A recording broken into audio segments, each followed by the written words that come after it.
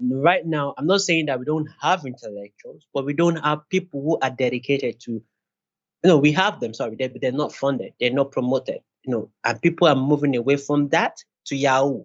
In fact, that Yahoo is more attractive than the people that will go into science, the people that will go into because the technology that you have today come from the research, come from many years of understanding the core principles of nature, and then applying these core principles of nature in building these hardwares, in building these electricity systems or electronics, and so on and so forth. So for me, I would say if you really want to make Nigeria or the African system a stronger system, then we need to look at actually empowering our intellectuals because they're not getting paid, and the new generation are not even promoted to even invest in intellectuals. More people do not even value education. What do they value? Because technology is booming. Okay, people are value technology as a whole and invest in technology, but that's not enough. If you want to create an energy system, the UK, the Western system, the Western that create energy system, where did they start from? If you trace, if you trace back how the power systems were generated, you will go back to the likes of Lenz law, and Lenz. Yeah, then you have to Faraday, like what's his name, Nikola Tesla, and these scientists and people who has built and do all this research and have built this system in place before they have a really strong enough structure. But for us, we're not promoting these people. These people are even talked down at, and then we should not expect our system to be technologically strong because the people who are meant to put the structures in place, who are meant to put the intellectual structures in place for us to thrive, when it comes to building energy systems and building internet systems, building all these systems are not being promoted. Yeah, there are people, there are people in the business environment that they're trying to do these things, but a lot of what they're doing is imported. The ideas that they bring from somewhere else, and then, but I'm not against international trade. No, not at all. But I'm against all if all you do, even ideas, is import. And that is the system that we found ourselves. And if we really want to solve the problem of energy, we should not directly solve the problem. We cannot directly solve the problem of energy in the system without first of all going into intellectuals. Otherwise, the only thing we'll be doing is just import again.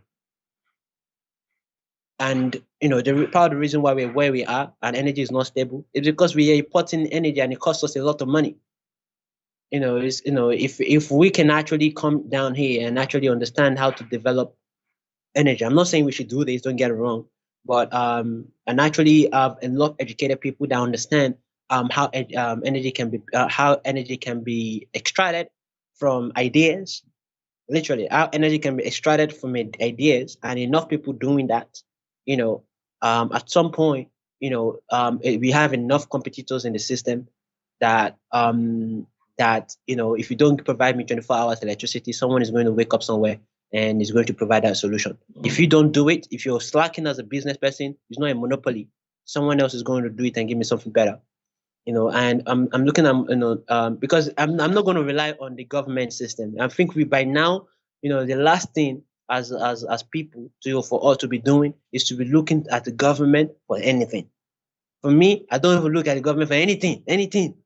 you know normally, that's their position, your tax and etc. But at this point, I think they've shown us over the many years that, if we really want to move, we need to take responsibility. Like you said, we need to start doing our own thing and privatize a lot of these things by ourselves.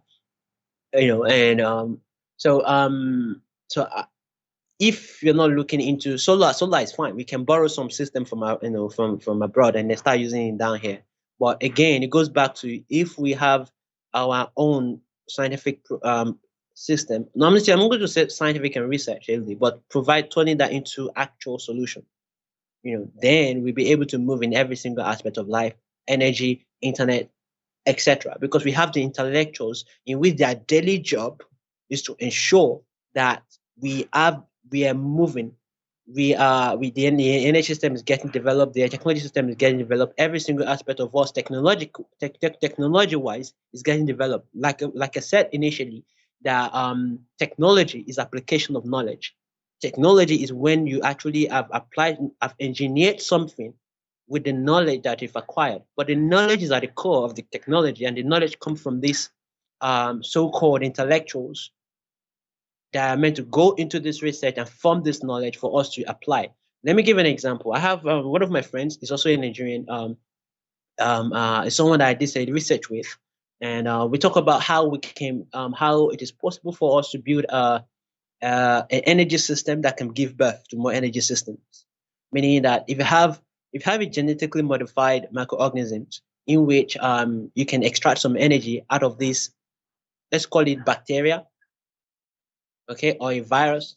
You have a microorganism, you've genetically modified, for example, extract energy from photosynthesis. But out of the total energy that you extract from photosynthesis, it only need about 1 unit, but it has about 3 units left, and you can extract out these 3 units. And then because it's a bacteria or a virus, they grow really, really fast. So a bacteria, not a virus. They grow, they give birth really, really fast. So therefore, you can expand on that and create a large amount of energy that you can extract from this genetically modified microorganism from photosynthesis. These ideas is coming from people who spend time researching in the lab, who spend time putting structures in this. And if this thing can actually go through the supply chain from coming from the lab and intellectuals all the way to being in the marketplace, this is an example of a solution that will definitely help with Nigerian energy, some aspect of Nigerian energy, and therefore help with the economy and the GDP as a whole. Now, secondly, another example of what I'm working on, which is quantum information. There is an aspect of quantum information which is what we call the zero-point energy, in which if you make microcavities, you can probably there's a research going on that you can use that to tap into pure energy, because every single point in space have enough energy to power a city. And in every single point in your room right now, if every single point in your room right now have enough energy to power your house. That's fascinating. Maybe you need to expand on that. Okay. Now, every single point in your room have enough energy to power your house. We just need to create the machines or the devices to tap into those energy, and that is what is just difficult at the moment. Okay, and in order for us to get into that, that's another solution to the problem that we have in Africa. And my point is basically that the more intellectuals you have in the country, the more they'll be thinking about different aspects of life, and they'll be developing on it. I mean, if you have the infrastructures, some of these problems are not going to exist anymore. If I'm to expand on that, let me expand on that. There is a law. There is what we call the Aarhus law. The Aarhus law is basically that the distance, how fast, and if you have 2 points in space, okay, 2 points when I say space, I'm not talking only about space as in, what a lot of people think space is, meaning astronaut space. I'm talking about vacuum. I mean, your environment, space, any 2 points in your environment, okay? Naturally, the distance they're moving apart, they're moving apart all the time, meaning that space is expanding every single point in time. Any single point in space that you are is naturally moving away from each other. Naturally. And some people say this is the dark energy, is the cause of it, and etc. like that. Now this is what is going on. If every single point in space is moving apart, then what we now call the Aarhus law, which states that the rate at which they're moving apart is proportional to the distance between them. So it means that the more, the distance between any 2 points in space, okay, is proportional to how fast they're even moving, accelerating away from each other. So the